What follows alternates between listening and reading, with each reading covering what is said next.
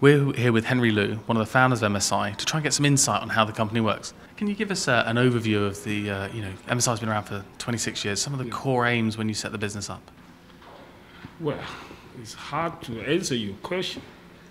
Let's say this way, hardworking, I think, is one of the most important for us. Okay, 5 founders, including me, still working 10 to 12 hours per day, 7 days per week, for more than 25 years. Keep going. I think in the next at least 5 to 10 years, we're still going this way. So let's see. Okay, with MSI, you've got a ton of products you've launched over the years. What's the most significant, would you say, in the history of the company? In 10 years ago, we tried to diversify our product line to more, rather than only in motherboard. So we have a lot of great product. For the motherboard and VGA card, unfortunately, because of the technology already in some level, so it's hard to do a very significant, what we call the innovative product in the market, honestly. But we still provide. Currently, gaming or overclocking is still one of the most important things for the motherboard and VGA card in the world. So we try to keep on that, provide more advanced products in the market. For the system, like a notebook and all-in-one, you can see that the tooling, the design is very important. Well, we spend a lot of the human resources on that for the market. Do you think that people like Intel and AMD and NVIDIA have sort of made it too easy for consumers to overclock, so you don't need so much from the motherboard manufacturer anymore? It's true, okay? If you check, as you say, if you check, let's say last 5 years, if you check the PC side to mobile side, the PC side is always, all its features and functions always be fixed by those 2 big guys. But if you check mobile, no. All the features, still a lot of features can provided by the manufacturer, designer. I'm not sure this is major reason or only one reason which caused the PC market fixed in certain quantity. And mobile, in the other way, you can see mobile now is about 3 times up to 4 times bigger than the PC market. I'm not sure, but this is true, because of the features, as you said. We don't think it's too easy, but actually, if you check the specification, the features and the functions, actually it's fixed by the Intel or AMD.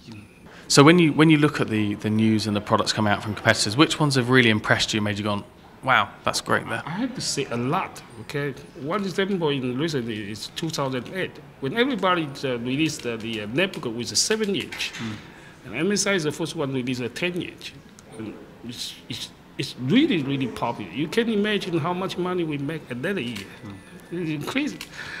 What about recently? If you check our gaming system, which is very, very nice design, you can see a backlight you can tune by the software on the backlight of the keyboard of our notebook. Right?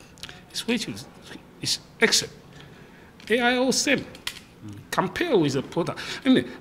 What I'm saying is, for the product in MSI, we can see a lot of good product, but unfortunately, in the market, good product is one of the important things, but not only one. Good product doesn't mean you can sell good. So what challenges do MSI face over, The challenge is here, okay? From the beginning, we are the motherboard maker. Then in year 2001, we try to diversify to our product from motherboard to VGA, server, blah, blah, blah. We found one problem, many problems. One, management. We cannot control it. 5 of us, okay, from 1 product to 8 product line at that time. Now we shrink it to 4 divisions, right? Second, the biggest problem for us is we have to admit that we cannot hire a qualified employee to in charge of each division, which is so human resource still the biggest problem for our challenge in last 10 years up to next 10 years.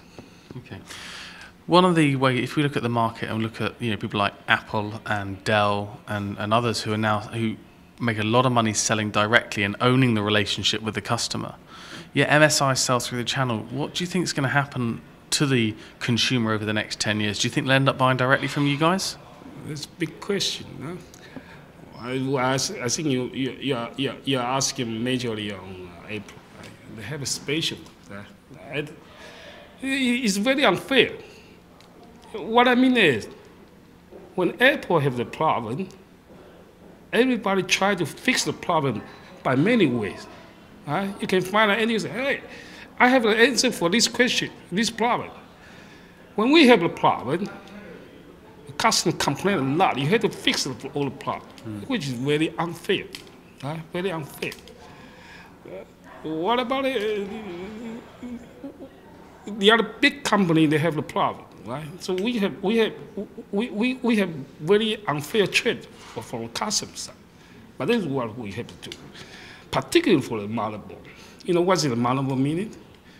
Every device try to plug in, they're connected on the motherboard. Power supply, add-on car, memory, everything try to plug in, they are connected to the motherboard.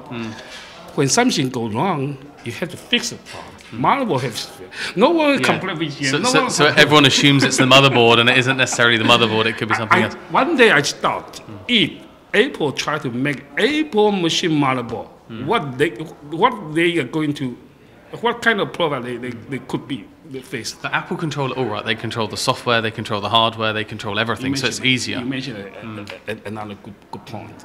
So something we can do, something we cannot.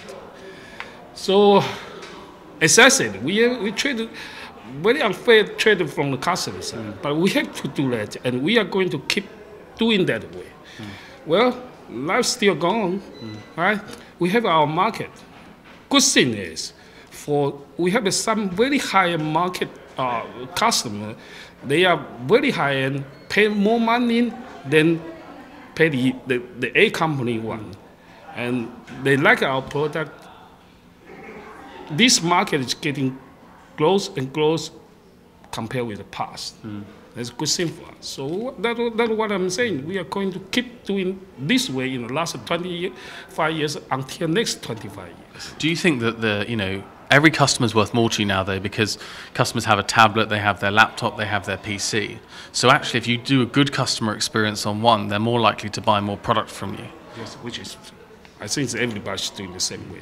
So it means you've got to look after those customers even harder than you have done before. Yeah. So you're a global business. How does MSI handle the problems in Europe and the problems in the US and so on and so forth? As I said, human resources is the biggest problem for us. Not only for engineering but also for the sales guy in the world. We have 22 branch offices in the world. So that means we need a very qualified managing director. At least 22 guys work for us. Honestly, we got some trouble for some countries in the last few years. But well, we trying to make this go to the right way and a good way. Do you have a Taiwanese person running each of the countries, or how does it work? Well, because of this is I think this is our culture. Try to fix. Make a connection from headquarters to branch office in the world. So managing director in the world is always to be the Chinese guy.